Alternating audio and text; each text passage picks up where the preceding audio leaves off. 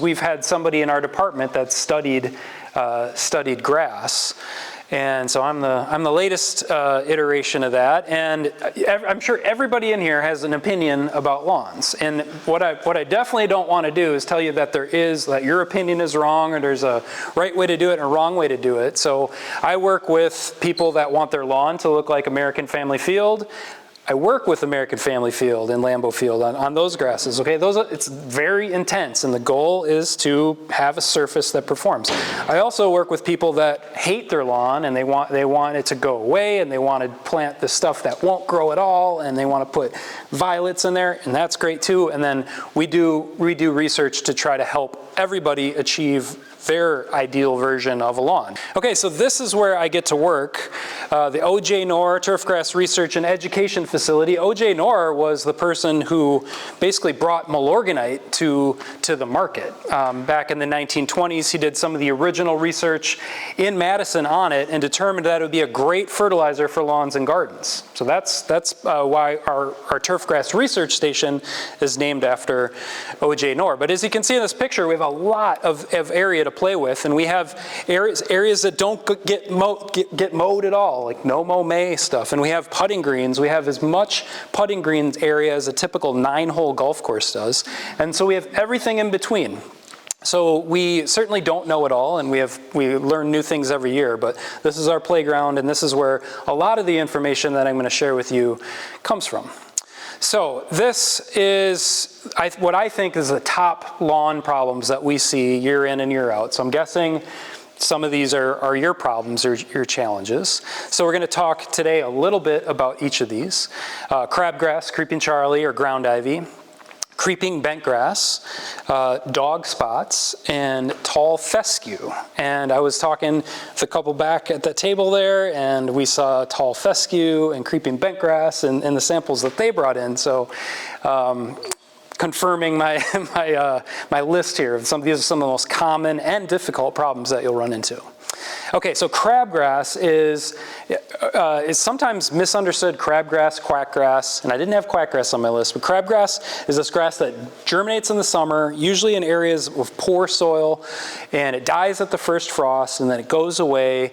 And this is one of the weeds, so if you're a person that doesn't like to use weed control products, you like to do minimal maintenance, this is one of the weeds that I think is a good thing to control. Like if I could get rid of one weed, this would be it. And the reason is because when it dies and goes away right about now, it leaves bare soil, and then when it rains in the fall and then rains again in the spring, that bare soil can get transported, it can carry the phosphorus away into the lake. So crabgrass creates environmental issues with it, okay? So this is a weed that I think, I talked to a lake association they're worried about the nutrients getting into the lake, and they're encouraging the people in the association to not do anything to their lawn, just mow your lawn. And the one thing we talked about was if you have crabgrass, it's going to be better for the lake if you control it and keep a cool season grass there that won't die and that provides good ground cover over the spring and the fall. So I do think it's very important to control crabgrass in your lawn. This is obviously not from crabgrass, but when they're building new subdivisions, this is one of the bigger challenges in urban areas is you got this exposed soil. When it rains, where does it go? It runs downhill. This is the curb right here. So all that soil made it, and now of course they're going to scoop it up with a bobcat and brush it off. But this is a big problem, and this is kind of an exaggerated version of what's happening when you have bare soil, or when the crabgrass dies. All right, so crabgrass preventers, if you do have crabgrass, it produces a ton of seed. That seed is now in the soil, and it's going to be ready to germinate around the 1st of May. Kind of depends on the temperature. This is probably your best indicator, is the forsythia. When the forsythia are in full bloom, that's the time to think about getting out your crabgrass preventer. You can do this with conventional or kind of the traditional herbicides. There's a handful of them out there. If you put them down at this timing, it's going to do a good job of preventing it. If you like to use alternative chemicals, organic stuff, corn gluten meal is it does also a very good job of preventing crabgrass from coming in. So like I said, that's one I'd like everybody to control. You can do it with the organic method, you can do it with the traditional method, but when the forsythia are in full bloom is about that right time. Now we've had some weird, like I think even this past spring was kind of weird. We got to 80 degrees in February, right? Well, forsythia start to bloom when that happens, and you don't want to do that. So on the really strange, when it gets really warm in February or March, you may want to still wait till end of April to do it. Any questions on crabgrass? Good? All right. So this is my friend's yard, and if you're a friend or a neighbor of mine, you show up in a lot of my presentations. So this is crabgrass growing in this portion of the yard, and if it's there, so this is usually what he should have done is put down the preventer, and it wouldn't have come up, but he didn't do that, and he takes a picture of it when it's at this stage. And if that happens and you want to get rid of it, there is one conventional product you can use called Drive, and it contains the active ingredient quinclorac. I know that's a mouthful, but it works when the crabgrass is really young. So it's actually at this stage, I wouldn't even recommend doing that. That grass is too robust, and you'll turn it off color, you'll turn it purple, but it's not going to go away. So you really can only control, once that crabgrass comes up, you only really can control it when the seedlings are little. So that means you have to be kind of vigilant and know what you're looking for. Again, we have two products. This is the conventional one, and then there's an alternative one that uses mostly just iron. And so little seedlings are sensitive to iron, which is not toxic, not dangerous really at all. And so we found in our research that this does a pretty good job of killing those new seedlings too. But neither of these will be effective against crabgrass when it's that big and that vigorous. So if you put the quinolac down or the other product, does it also kill the regular grass? Nope, it doesn't kill the regular grass. Yeah, yep. Good question. So that's what he did. After I gave him my advice, told him it's not going to work. It's going to turn it purple. So cut it out and resod it. Okay, and that is, unfortunately, that is one of the common recommendations we have for some of the really difficult to control things is, and for small areas, you know, you look at the price of sod and you think, man, that's expensive. I don't want to do all that work. I'm just going to sprinkle the seed. In my experience, an area about that size is it's your weight in gold to sod that. Growing grass is difficult from seed. Sprinkling the seed down, I've been doing this for 20 years, and I still get failures every year because the weather, something went wrong, rain happened. So any opportunity with this area about that size, I'm going to sod. So I think sod is one of the more underutilized strategies for getting small areas back under control. Boom. All right. So that's crabgrass. Creeping Charlie, ground ivy is our next up here. This is a plant that loves the shade, also does really well in the sun, and it's difficult to control with regular herbicides. Even the normal ones don't get this very well. So what we recommend you look for is an herbicide with the active ingredient triclopyr, Triclopyr, and that's the most effective conventional control for that. And the optimum timing is right about now, about the time of the first frost. That application is going to kill the majority of that. The next best time is right what is shown in the picture when it's flowering, which is in the spring. If you look online, let's say you don't like triclopyr, you don't like the conventional herbicides, but you want to control your ground ivy, you'll find people recommending borax online. Okay, this is true. It'll hurt the ground ivy, but it can also kill your lawn, and it sticks in the soil. And that makes it harder to grow back your lawn if you over apply it. So might have been a good alternative product 20 years ago if you had to try something, but guess what? That iron product that we talked about for the crabgrass seedlings works pretty good against the ground ivy too. So that's what we recommend in that product. Let's go back here. The trade name on it is Fiesta. I'll show you later in the presentation. There's a whole bunch of other trade names that it goes by, but Fiesta was kind of the original company that brought it to the market. Canada, the several provinces in Canada have bans on these type of herbicides that we use commonly in the US, and so this is the product that is used heavily for killing weeds and controlling weeds up in Canada. And it's more expensive, as you would guess, but I think the price is coming down as more and more people start to use it. One more question. Yeah. Is that quinclorac good for creeping Charlie or no? Nope, not for creeping Charlie. That's just good for crabgrass and a few other weeds. Okay, yeah, 2 for 1. I like where you're going here. What can I bang for the buck? Yeah. Does any of that get into the groundwater? Which one? The Fiesta. Fiesta is just iron, and it's like rust on a car. I mean, it's innocuous. Soils are loaded with iron oxides, so we don't know of any negative environmental impacts on that product. Because we're on a well, so water. Yep, I mean, it'd be similar to the iron that you might have in your water that stains the clothes, but you're not applying it at high enough rates where it's going to enter your groundwater. And even if it did, you can look at HEDTA in a lot of food products. It's a chelating agent. Does anybody have a Coke? Has anybody got a can of Coke? You're all too healthy for that. If you look on the ingredient list, it'll say EDTA, which is another version of this. And it's so when you're drinking the Coke, you don't taste the aluminum from the can, because it kind of masks that taste. All right, hand in the back there. Is that also liquid application? Yeah, it's a liquid. Yep. So that Fiesta is good for crabgrass and for creeping Charlie? Yeah, and dandelions. It's actually best on dandelions. It's a pretty cool product. Yep. I don't work for Fiesta. I don't make any money on it. So again, iron, Fe is the chemical symbol for iron. This is what you're looking for on the label. Iron, HEDTA. There are other products besides Fiesta. The Weed Beater, the Lawn Brew, Sunday has one called Dandelion Doom, but they all contain that active ingredient, Fe, HEDTA.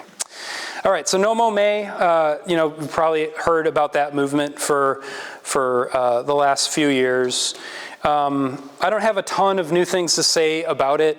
Obviously the idea is that we allow these flowering plants to bloom, so if there are pollinators around that are looking for food, they can access it.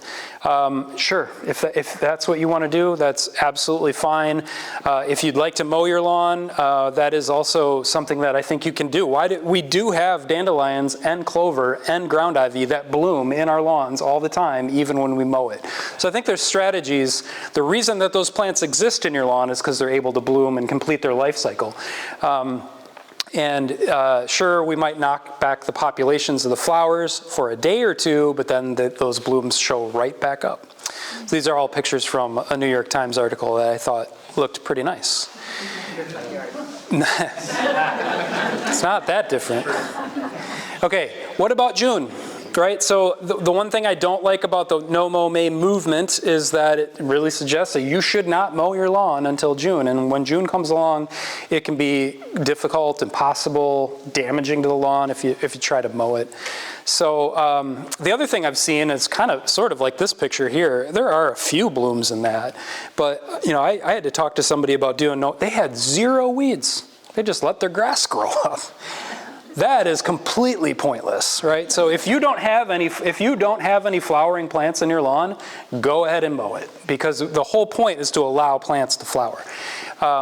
And so there's probably you could plant pollinator gardens around your lawn. You could remove some of your lawn and plant things specifically with pollinators. That's probably the approach I would take if I really cared about the pollinators. But the nitrogen I do care about the pollinators, that came out wrong. Clover, in fact, clover is one of the best, right? Clover honey, like bees love clover, and it blooms not quite in May, but it starts around June and blooms most of the summer. And we're doing a lot of research with mixing clover in with Kentucky bluegrass. And if you go back far enough, and so you can buy these versions of clover, micro clover, which is a slightly smaller leafed version of Dutch white clover or white clover. Works really well. It's aggressive. It establishes great. The word micro is a little misleading because when I look at my plots that have normal Dutch white clover and micro clover, it's very difficult for me to pick out which one is actually micro. So you can, just regular old clover works pretty good, but if you're going to purchase them, the mini clover or the micro clover has performed a little bit better in our trials. So we do like that. So how do you do it? It's pretty simple, actually. If you have a lawn that you want to incorporate clover in, you can rent one of these things. It's called a dethatcher, power rake. This spins around and it cuts grooves in the lawn. The first thing you want to do is probably cut your lawn fairly low, shave it down pretty low, and then go over it with this thing, which is the same one there. And it creates these little slits, and you can see that there's kind of two angles. I like to go in a diamond pattern. And then you just take your clover seed and you sprinkle it over. And then if it's a small area, I like to walk over everything to kind of push those slits down and get good seed to soil contact. That's what this is showing here, is how important, if you just put seed down and you rake it up and you don't compact it, you're not going to get good germination. But you can see somebody walked with a boot with the treads, and those treads and that pressure pushed the seed down into the soil, and then that's where the grass grew. So this is the number one failure we see when people are reseeding areas, is they think that, they don't want to pack it down. But you want to bury that seed by like about 1/4 inch of soil, and then what we do on our plots is we drive the gators over them over and over and over. And we see the same thing here, but with the tire treads, where the grass comes up better in the tire treads. Like I said, if it's a small area, just the weight on your bottoms of your feet will do just fine, but you want to pack it down. You can rent a roller filled with water, that'll do it as well. What people don't like about clover, and why I think it's considered a weed in modern society, is because it'll come in maybe through bird dropping or whatever, and it forms a patch, and then that patch doesn't look very uniform, and it looks a clumpy mess, right? So, and the reason it's so happy here is because it's pulling nitrogen out of the air, which is why it's a great companion for grass. So, but what we see is when we incorporate that with the lawn, you don't get that clumpy look. So here again, you can see why a person might think, yeah, we should kill that because it doesn't really match the look here. But if you go back to 1940 something, this is one of the Scots advertisements, and what does it say? Yeah, what's in it? They sell white clover here, and then shade mixture. They used to sell it in the same bag, and then at some point they started selling just the clover so you could throw it separately. Here's another article from 1946, and this is the end of the clover lawn, and now a weedless lawn, because 2,4-D came along, and they realized that you could add synthetic nitrogen, because what's the point of the clover? The clover was to add nitrogen to the lawn, and now we can buy cheap urea, and we have this chemical called 2,4-D, and we can have this perfect uniform lawn, which at the time was like, wow, that's amazing, right? And now we're kind of over that part, or many of us are over that, and we thought, oh, isn't it neat that we can put clover and your grass seed together, and now you don't have to add nitrogen, and you have this nice harmonized lawn mixture. So it's kind of funny how things come back around. Now, the irony of all this is, of the herbicides, 2,4-D isn't really good at killing clover. So some people ask, what herbicide could I use on my lawn if I want to get rid of some of the dandelions and the ground ivy and the other stuff, but I don't want to kill the clover? The answer is actually 2,4-D. It's way, way less effective at killing clover than it is other weeds. And so I've talked to sod producers about this, because there's sod growers in Wisconsin that have experimented with growing sod with clover, and that's their question. So they use 2,4-D, which will knock back clover populations, but won't eliminate it, and clover's really good at spreading. So that's the irony. People don't like 2,4-D for a variety of other reasons, and they are working on more modern herbicides that will not kill clover, but will kill some other stuff. But for now, that's the best advice we have. So back to my point here of this was actually the study we used with the sod from the sod grower who was experimenting with it. This picture was taken 3 years after we laid 2 versions of his sod. This was the version with, at the time we laid it, it was just pure Kentucky bluegrass with no weeds in it. And then we laid his sod with clover mixed in, and you can still see the clover in there. So then we come back 3 years later, and we take pictures of what it looks like, and this is what the sod looked like, where we didn't fertilize it or anything. And what happens over time is it just thins out, and dandelions come in. And here, the clover kept it thick enough so that the dandelions couldn't creep in. So, and that looks really nice, right? There's no clumps there. You can see clover kind of every other spot. And I'll tell you from experience, the clover populations kind of ebb and flow. Some years, it's like, oh man, everything looks like clover. And then other years, you're like, where did all the clover go? But it comes back and forth. And like I said, it's really easy to get it established by this method.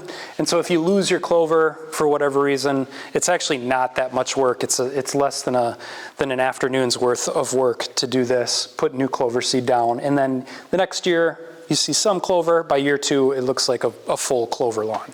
So we've been really happy with our ability to introduce clover into existing stands with really no trouble. Okay, so what I say now, or what we try to talk about is just mow high. Raise your mowing height, and the higher you raise your mowing height, the more plants are going to be able to bloom under that canopy, and certainly clover is one that blooms all the time below that canopy if that's what you want to do. But we don't love the let things go absolutely wild in May and then shave it all down in June. We think you get a more balanced approach by, first of all, having plants in your lawn that are providing pollinator habitat, and then taking a reasonable approach at how you decide to mow them. You can also plant and maintain a bee lawn. The University of Minnesota has been doing a lot of work on bee lawns that'll have self-heal and some other plants that are not traditionally considered weeds in lawns because you have to plant them to get them. Twin City Seed, I think is the name of the company, sells a lot of really good grass mixtures. And again, I don't work for this company, but it's hard to find unique stuff. And this is a company that sells a handful of different versions of a bee lawn that has been researched by us and University of Minnesota, along with some of the grasses that I'm going to recommend today that are sometimes hard to find in the ratios or in the or find at all. So Twin City Seed, I think it's called, is a place that has a lot of these more modern, kind of newer things that I'm talking about. All right, so mowing's the most important thing you can do. And if you're a lazy person lawn care, which is kind of what I do, which means you just mostly focus on mowing. Mowing properly is the most important thing you do. So 2.5 to 3.5 inches is about the right height to stimulate really dense turf. I recommend you follow this thing called the 1/3 rule, which is hard to do. And the most important thing is to have sharp mower blades. Mower blades should be sharpened for most lawns at least annually, and more often than that if you're hitting rocks and sticks and stuff like that. Because with sharp mower blades, it's a wound.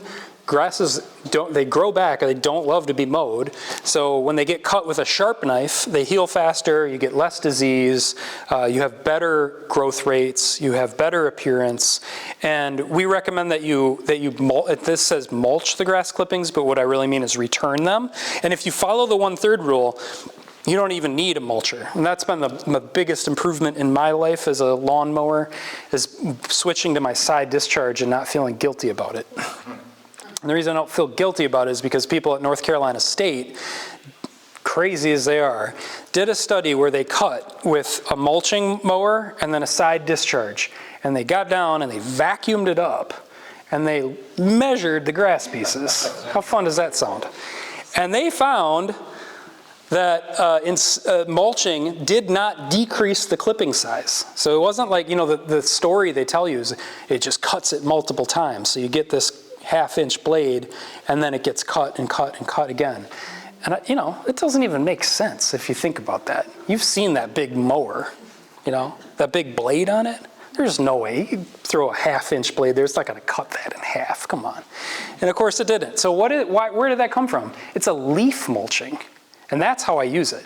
Right now, neighbors on both sides of me rake their leaves. And they're out there all the time, and they pile it up on the edge of the road there, and it kills the grass underneath because the city won't collect it for like 4 weeks, right? And their lawns don't need to be mowed because the grass isn't growing. And I'm out there, and they're probably giving a talk right now talking about their idiot neighbor who mows the grass when it doesn't even need to be mowed. But what I'm doing is I'm running the mulching blade over. I'm running that over the leaves. It chops the leaves up multiple times. So the mulching mower, the blade, is really for chopping up tree leaves. In terms of, and if you've all done it, I'm sure, where you're mowing with your mulcher and it gets bogged down and it gets clumped up, put the side discharge on. It's doing the exact same thing, and you just breeze right through it. So big fan of the side discharge now.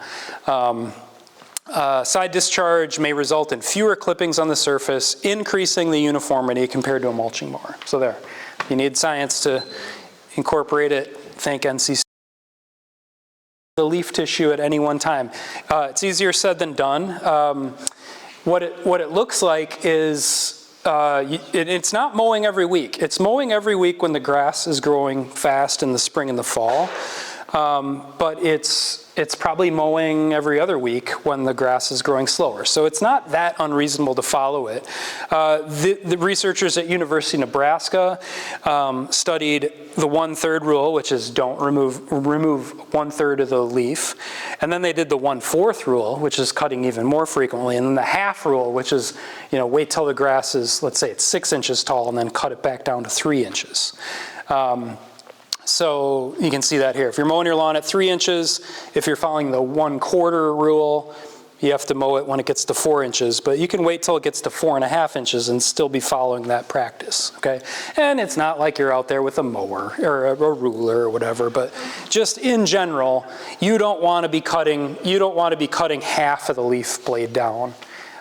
Sure, you get back from vacation, that might happen, but try to mowing it more frequently. The point here is mowing your lawn more frequently is a lot healthier for the lawn.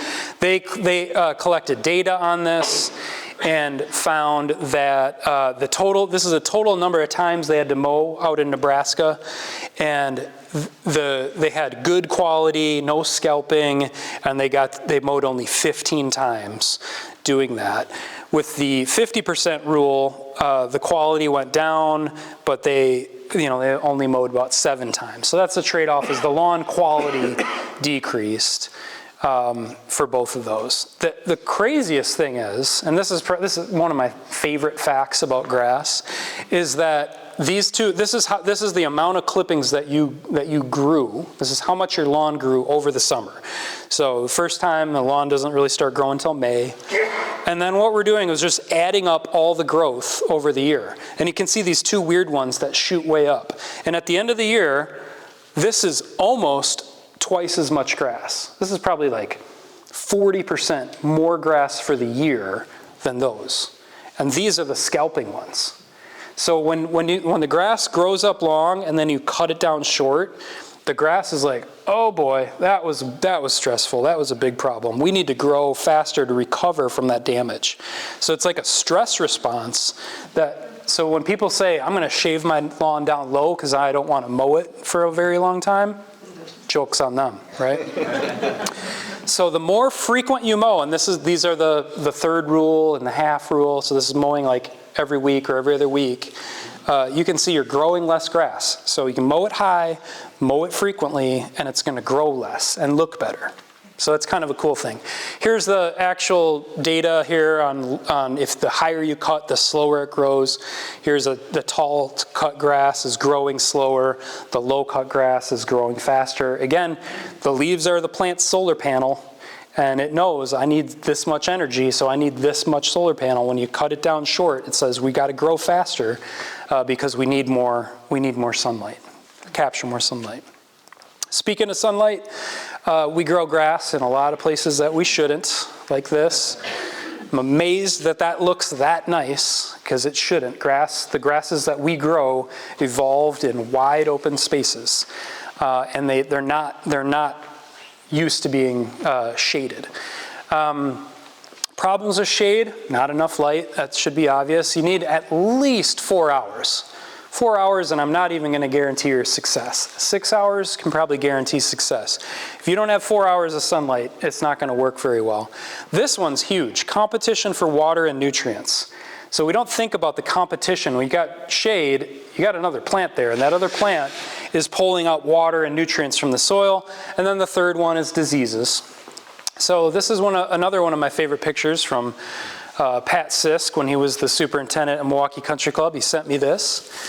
And what do you think would cause these kind of straight lines in that grass? So this is all the same type of grass. This is mostly Kentucky bluegrass, which doesn't love the shade, but it's not kind of a diffuse pattern. It's like pretty sharp distinction between good and bad. What do you think's going on there? Building shade. Building shade? Like, because buildings are square? Yep, that's a great guess. It's not it. What else? I hear another guess? Is that the extent of the roots of the trees? It is, but why would the roots end in straight lines? Because Pat had to put in a new irrigation wire.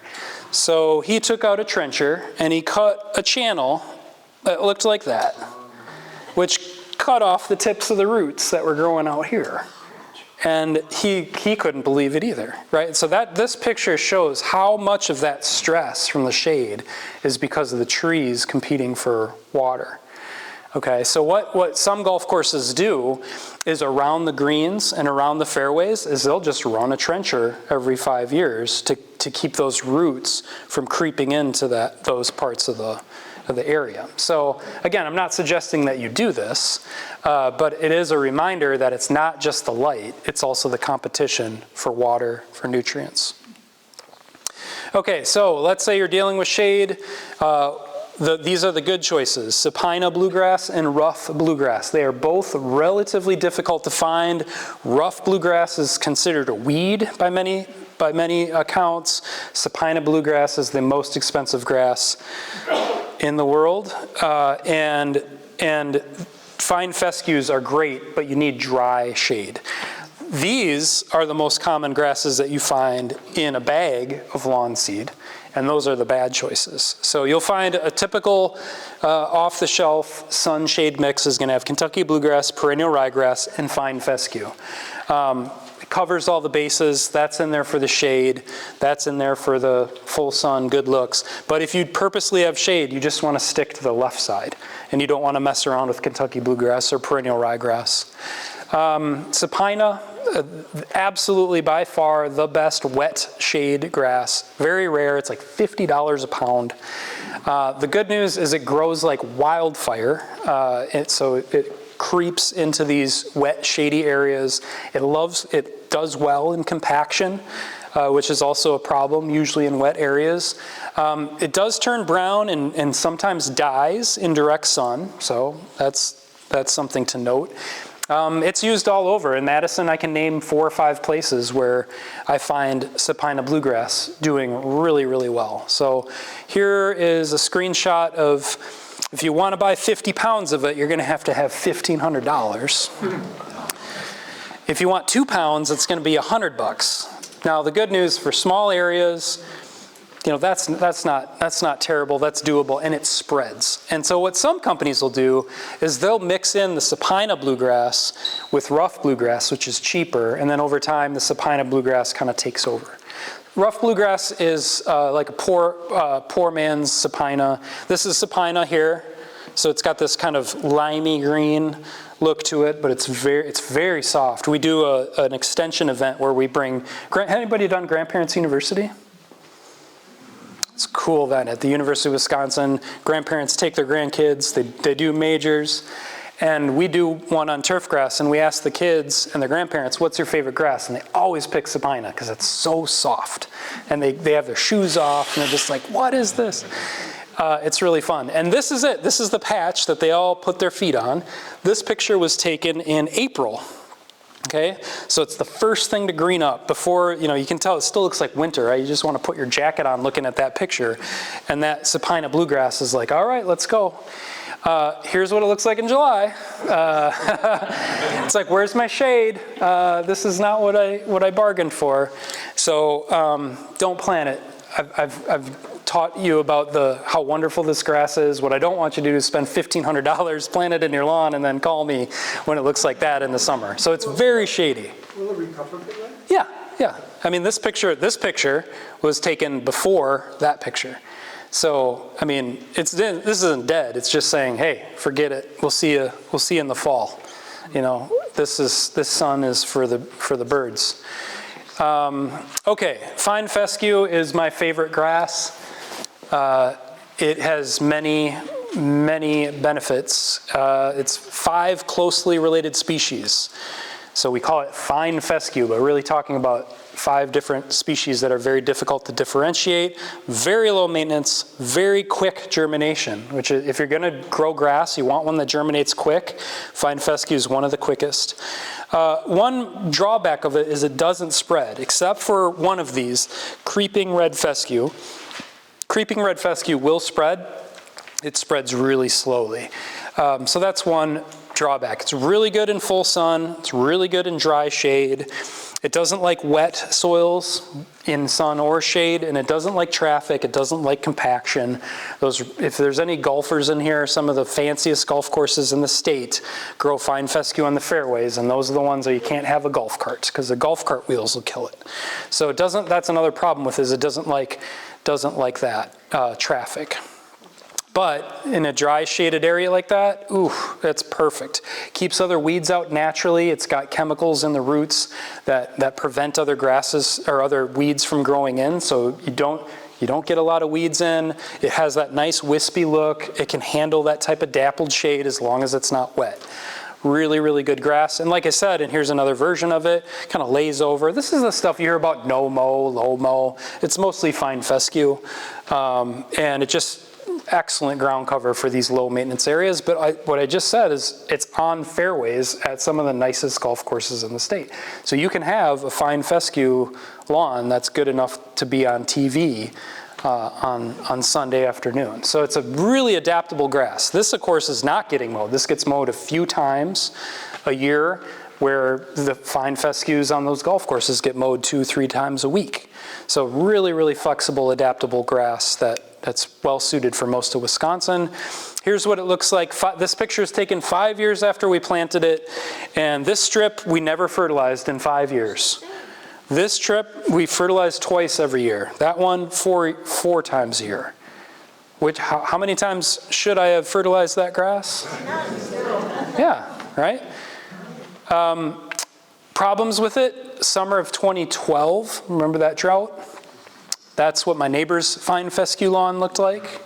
So it does die in extreme drought, extreme heat. During this drought, it was my first drought that I went through as a turf grass professor. The newspapers were calling me, are the lawns dead? I'm like, at first I was like, no, they're fine. And at some point I'm like, I don't know, they might be dead now. And so I called my colleague down at University of Illinois, and I asked him, he had more experience than me, and I said, how does fine fescue do in the heat and the drought? And he said, fine what? Because it does not live in even like we're at the southern range of this grass. So you go down to Illinois, it's too hot there.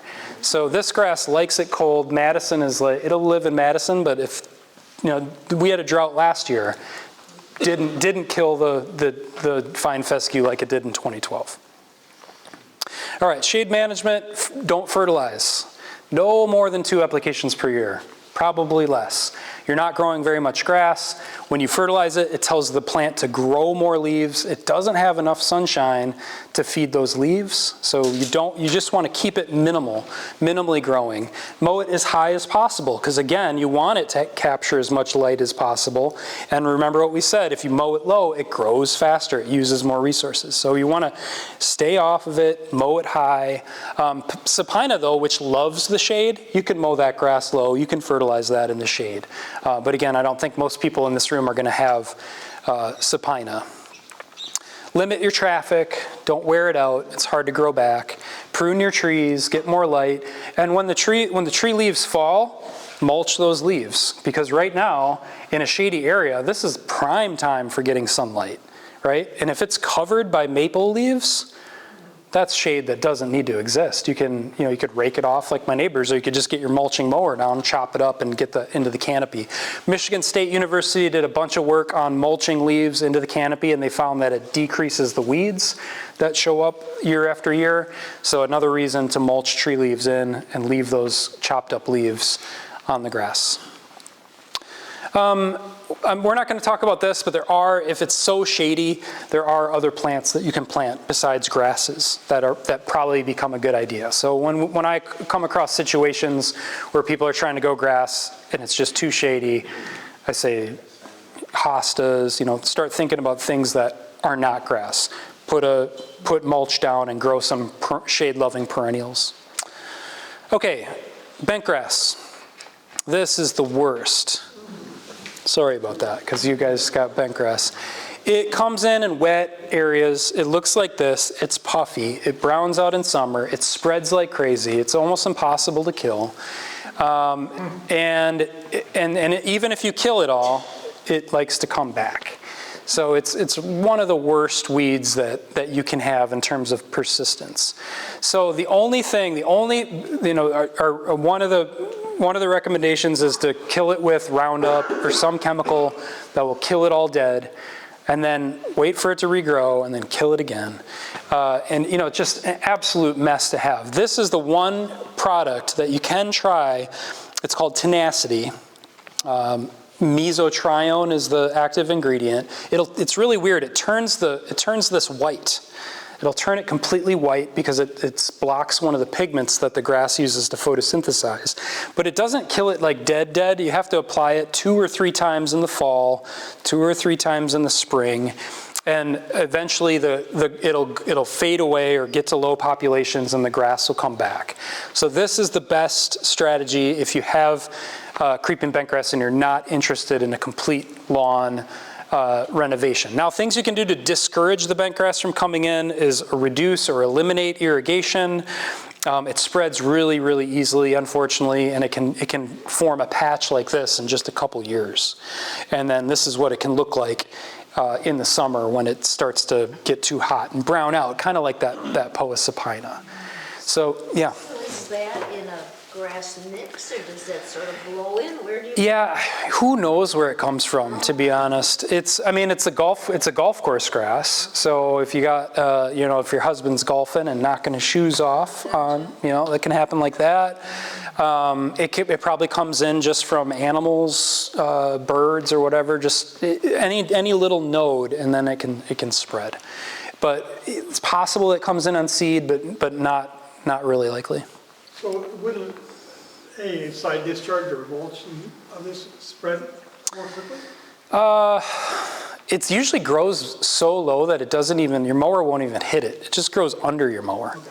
It spreads it. This is stuff where if you see it in your lawn, you can just pull it up and it kind of just rips up like carpet. Mm-hmm. Yeah, it doesn't grow up. It just kind of grows sideways.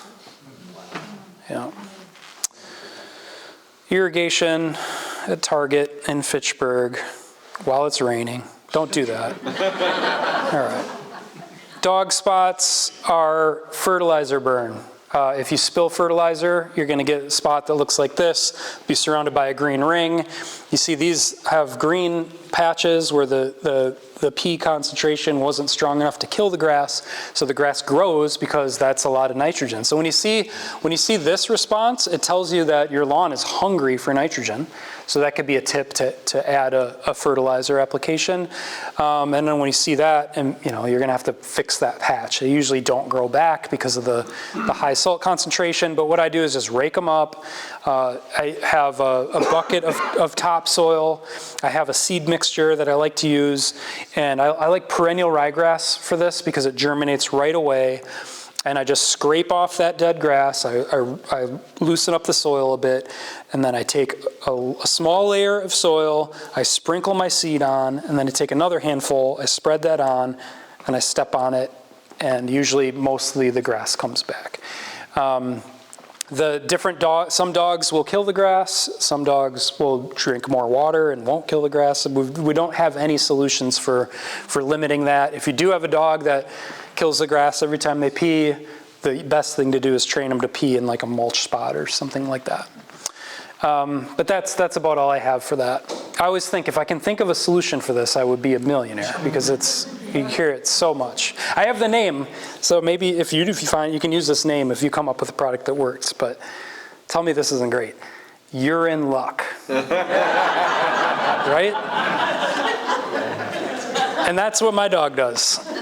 So that's my backyard. Okay, so here it is. I did have purchase perennial ryegrass in a bag of topsoil, rake it up, put it in the spot, step on it. You can buy this, the Easy Seed dog patch. It's just way, way, way more expensive than my method. So they work wonderfully too, but it's gonna be cheaper if you just buy a bag of topsoil and a bag of perennial ryegrass and do what I told you. All right, annual ryegrass, avoid it. It's annual. They call it Italian ryegrass because it'll live in a climate like Italy. Unfortunately, this doesn't feel like Italy to me. So over the winter it dies. So perennial ryegrass is what we're looking for. Annual ryegrass grows like absolute crazy, which is why they sell it in seed mixtures, because you feel like you are the greatest master gardener of all time when you plant it, because it germinates in 4 days and it just shoots out of the ground. But then winter happens, and this picture is taken from Purdue in West Lafayette. So it's like it doesn't even have to be that cold for that grass to die. All right, tall fescue I like. It's a newer grass, but it's also a really common contaminant of seed mixtures. And if you have all tall fescue, it looks great. But when you have little bits of tall fescue, it gets really clumpy, and it's almost impossible to remove, either by killing it with Roundup or digging it up or something like that. One thing I love about tall fescue is these are dandelions. You can see we have some of the most intense weed pressure in the United States at the O.J. North Center, and this is a square of tall fescue. That's it. Dandelions do not mix in with tall fescue. It is pretty amazing. Other weeds will. We'll get all kinds of weeds. I'm not saying that this keeps all weeds out, but it certainly does keep dandelions out. And it's funny because I've talked to other colleagues in other parts of the country, and that's not true. It seems to be just kind of true in this little pocket. So we might be able to take advantage of that. This is what it looks like on campus. So talking about the clumpiness, and these little clumps here are all tall fescue. It looks like maybe quackgrass or something. It's got this big stiff leaf and it clumps up. And we're seeing this, one of the more common problems we're seeing because more production of tall fescue, more contamination in the seed bags. If tall fescue birds are eating the seed and then dropping them out, and it establishes. So It's a perennial. it's a perennial. It's a great lawn. Like I planted this in my house in the front yard, and amazing grass if you plant all of it to tall fescue. Problems with it, I don't know if I have the problems. Yeah, I don't have the problems yet, but it doesn't like ice. So it does fine in cold and fine in snow, but if you have a low-lying spot where ice accumulates over the winter, it will die. Dead, not coming back. So you don't want to plant this where ice accumulates. Other than that, it stays green longer than any grass in Wisconsin. It's got roots that go down 18 inches deep. It's a little less comfortable to kind of walk barefoot through or roll around in, but it's not that bad. And some of the new varieties are looking more and more like Kentucky bluegrass. So It's a little like quackgrass. yes, it does. Yep. I wouldn't be able to tell the difference. You're right, except quackgrass, there's a couple differences between it, but quackgrass usually won't form as dense of a turf. Like you could never have that with quackgrass. You could never have this with quackgrass. Quackgrass comes up a plant there, which is of course what tall fescue does when it's at low concentrations, but you can get tall fescue to look really marvelous. Yep. When you showed the picture on campus there and have just the random few clumps, is there a good way to try to get rid of it at that point or control it, get those few isolated spots out?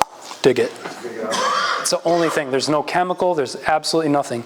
The good news is that it doesn't spread like the creeping bentgrass will, or it spreads very, very, very, very slowly. But yeah, I would pop all of those out. You have to dig it 18 inches Nope, deep? no, you don't. You just have to dig it until you can see roots. And if you cut the roots off, it won't grow back from the roots, which is why it doesn't spread. Yeah. Okay. I think I'm going to stop there. One of the things I wanted to point out, we're going to talk about buying seed. Does anybody remember these Grassology commercials from like late night TV? Bob Vila, yep. Ultra low maintenance grass, no more watering, mowing. He's trying to put me out of business. And $14.99 plus shipping and handling plus a pocket hose. It's really, really expensive. That's like, I forget, it's for a small amount. 1 pound bag. Yeah, 1 pound bag, $14 a pound. Like, that's really, really expensive. I said $50 a pound is the most expensive grass in the world. Really nice grasses should cost like $6, $7 a pound. Really, really nice. This is twice as expensive. And what's in it? Here, here's the marketing. Here's ordinary grass. Here's Grassology with all these roots. You just look on the label and it's got creeping red fescue, a fine fescue. It's got 20% tall fescue. It's going to clump up like crazy. That's the worst idea. It's got perennial ryegrass, absolute trash grass, a little bit of Kentucky bluegrass, sheep's fescue. There's absolutely nothing in here that we haven't talked about today. And the worst thing is that it's got low concentration of tall fescue, which means you're going to get these clumps everywhere. So you just paid a ton of money for something that's absolutely you're not going to want. And it's all, it's marketing is the key there. So just kind of understanding how to use those grasses, the fine fescues, I think that, and Kentucky bluegrass, the optimum for most Wisconsin areas is Kentucky bluegrass, fine fescue, and white clover. Those three things will make you a very, very nice lawn in most conditions, most parts of the state. And this is required by the federal government to list what the ingredients are, and you can read those things and find that even though they say this is Grassology, it's all that different, it's the same label. You can just look at that label and know that if you want tall fescue, it better be 80 or 90% tall fescue, otherwise you're going to get clumps. All right, I think I'm going to stop there and see what questions you have. In August, we got kind of like an orange Rust on our grass. Yeah, it's common most Augusts. This August was worse because it was so dry. Rust it's not super dangerous. It's not going to kill anything, but it's a pathogen that chews on the leaves while they're not growing. So the way to get rid of it is to wait for rainfall or to add nitrogen to grow leaves. And you don't want to add nitrogen if there's no rainfall, so you kind of grow out of it. Some varieties are more susceptible to it than others, which is why you might see your neighbor's lawn doesn't have it and you have it. It's because you have a more susceptible variety.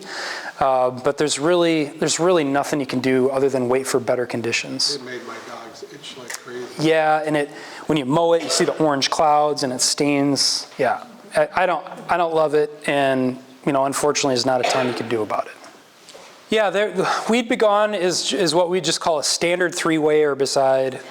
They work. It's formulated because it works.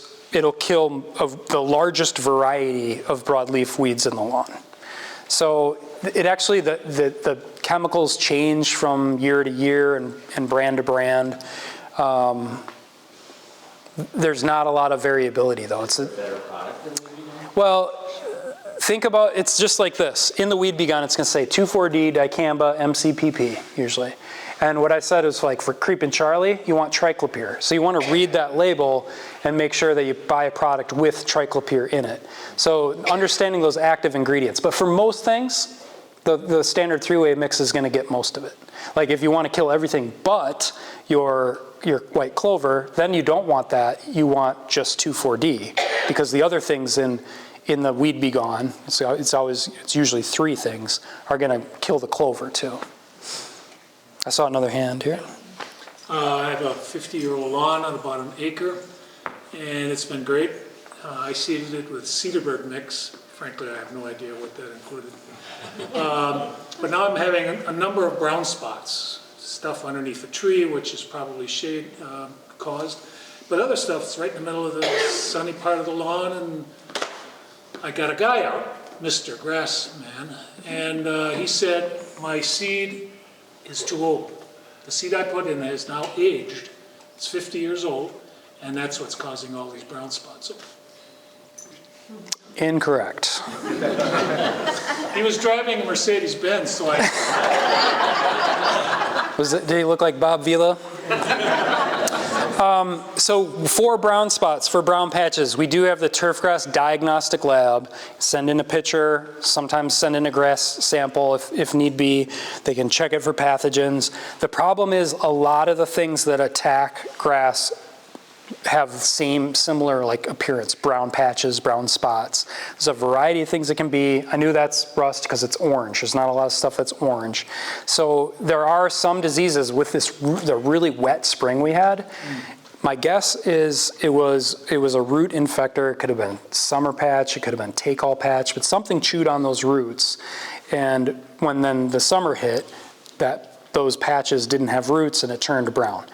And usually diseases aren't a big enough issue for us to recommend doing anything about it. The weather was weird, and likely, hopefully next year that won't be as severe. But if you see that problem over and over, it's likely that it is some type of patch disease, and then the turfgrass diagnostic lab can give you some recommendations. And What about M-patching? Should I use that same source of seed? yeah, I don't think it's a grass seed if you're patching it. I would pick your seed. If it's shady, use a fine fescue. If it's full sun, use a Kentucky bluegrass. Yeah. Is overseeding effective? Does the majority of it get down and germinate? Yeah, Not? usually not. I'm not a huge fan of overseeding because for overseeding to work, you need relatively bare soil. So when I said with clover, it's like shave the grass really down, create those gaps. But if you're just sprinkling seed across thin turf, it usually never hits the soil. It never gets buried. And I have very poor success with overseeding unless you're doing a really good job of getting it into the soil. Yep. So what do you cover patches with? I've got turkey and all sorts of birds that they go through the straw, they go through anything, and I have a really hard time trying to get some of the patches to grow. It patches of bare soil because of too much traffic from the turkeys. Yeah, the turkey come in there and they'll just scratch it. They'll dig it up. You mean after you seeded it? Yeah, I don't know. Do you Fence. put anything over top of it? We use barley straw to mulch ours. But yeah, they make those mats, those that you can roll out. But I don't have a ton of experience with keeping wildlife off our plots. We're kind of in an urban area. But hand in the back. Yeah, and I have an area in my yard where we're going to be doing a bunch of weed control, and I was thinking that instead of and it's also kind of a shady area, cut down the weeds, put Roundup down, and then eventually plant a mini clover mixture. How does that do in the shade?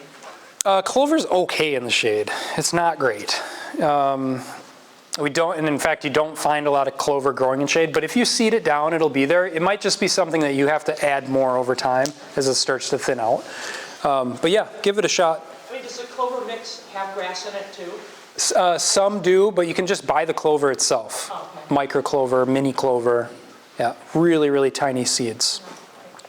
Do grass seeds have a shelf life? Yes. Yeah, usually a year or two, and that's about it. You want to store them cool and dry. If you keep it for more than a year, try to keep it cool and dry.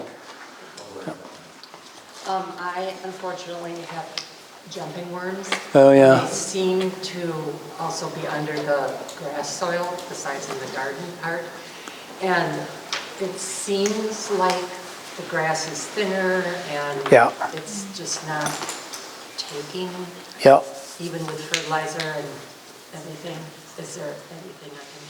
Yeah, we don't have control strategies for jumping worms. And at first we heard that, we're like, oh, it's probably a one-off thing. But I've been hearing it more and more that jumping worms are killing the lawn and thinning it out. And I guess the strategy would be more fertilizer to keep the grass growing from that damage. Or try seeding different varieties of grass, like the fine fescues, if you haven't applied them. I haven't done research on it. We don't have really good information about it. It's something that's on our radar, though. What kind of grass has deeper roots? But because plants with deeper roots, the jumping worms won't decimate. So that's tall fescue. That's the one I would try. Yeah. And that one's tough, and I'd be surprised if the worm can dig that one up because it's so hardy. You were talking about mulching the leaves this time of year. We have a lot, at least I do in my neighborhood, a lot of honey locust leaves. Yeah. Which tend not to. Yeah, they don't really cut up. So they're probably not a good choice because they don't break down. Yeah. So I just haul those away. Yeah, and that's fine. Also, like if somebody's got like 5 huge oak trees, like you can mulch that all you want, but that's going to bury the grass. So there's certain situations where raking the leaves off does make sense. But for many cases, you can chop them up with a mulcher and have good results. Yep. If I have a perennial garden with herbs and perennials and I've got creeping Charlie through there, if I use an application of the herbicide, will that just kill everything? Yeah, usually what I recommended today won't hurt grasses, but it will hurt other stuff. So pulling it's probably the best strategy when it's in those perennial beds, unfortunately. Yeah. Can you tell everybody how often you should weed and feed? Because it's Yeah, so weed and feed is, like for me, for my lawn, to keep it relatively weed-free, maybe once every 3 years I'm doing it, or I'm spot treating. And again, so I also have a higher tolerance for weeds to come in. But yeah, I think, a typical lawn care company that's going in and controlling weeds as frequently as they do is because they got a customer base that demands that. And the reality is, though, that if you're managing it yourself and you do a weed and feed application at the right time, right about now, it's going to knock back everything. And then next year you might have a handful spot that you can buy a Fiesta, zap it, and that's it. And when you stay on that, maybe that's it. If you're good enough at doing the spot treatments and getting the ones before they spread, you can have a very low amount of herbicide with very low weed population. So I think of like a broadcast fall, application of herbicide. That's kind of a one-time thing. And then but of course, what a lot of people won't do is they don't fertilize then. Well, the turf is thinner and then things come back. So it's kind of the integrated approach is one thing we tell our turf students is the best herbicide is nitrogen fertilizer because it thickens the grass and it slows the invasion of weeds. And if you look at the cost, I understand why schools and parks use as much herbicide as they do. Herbicides are 4 or 5 times cheaper per acre than nitrogen fertilizer. They're working with reduced budgets in lawn care companies too. It's cheaper for them to control it than to put down more nitrogen to have the thick lawn that keeps it out. Now lawn care companies do fertilize. They put down about 3 pounds of nitrogen per 1,000, which is about what we recommend. But yeah, this weed control, if you're doing it all the time, entire lawn, every year, it's probably too much. So the May, July, Fertilizer. 4th of July and Labor Day? Yeah. Out now? That's for fertilization. Just, okay. Yeah. So weed and feed, I like the crabgrass control in the spring. If you have it, if you don't have crabgrass, you don't have to control it because there's no seed population. If you got crabgrass, control it in the spring. If you got broadleafs that you want to kill, large amounts, kill them in the fall. And then I have a bottle of Fiesta or Weed Be Gone, and I just, zap it maybe every 2 weeks. I see a weed there, spray it. Aeration and dethatching. Yeah, I don't really love either one of those. Dethatching, I just think creates a lot of stress, creates a lot of gaps for weeds to come in. Aeration, I do if the soil is growing less, if the grass is growing less because it's too compacted, that needs to be aerated. But if you look at it and you can't see a difference in growth, it's fine. So aeration is, and it doesn't get that deep, it's not a great strategy. I like it for if I'm going to overseed. If I got some bare soil, it kind of pulls the soil up and I can seed into it easier, but it's definitely not something most lawns need all the time. And the reason I ask is because in this area, many of us have clay. Oh yeah. Heavy, dense, Yep. compacted soil. Yep. So. Yep, so if it's compacted because the kids or the dog or the friends are compacting it, you might want to aerify every fall. But if your lawn isn't being used, clays don't just naturally compact. It has to be from use more than just mowing. But if all you're doing is mowing over it, you don't need to do aeration or dethatching on a regular schedule. Yeah. Is it myth that a lawn benefits from a good lightning storm? Kind of. Lightning does add a little bit of nitrogen. So we're breathing 80% nitrogen. Lightning's strong enough to kind of break apart some of that and acts as a fertilizer. It's a really, really small amount though. You know what it benefits from? The water. Yeah. So it's not nitrogen-infused water that's coming? It's very, very, very, very weakly nitrogen-infused water. But it does better. Yeah. All right. Is what they say about Milorganite being a good low, slow release fertilizer, is that accurate? Yeah, Milorganite's a good slow release organic fertilizer. There's all kinds of good fertilizers like that. Milorganite's the local one that we use. Releases nitrogen slowly, performs well. Mm-hmm. Okay. Well, thank you very much for your time tonight. Thank you.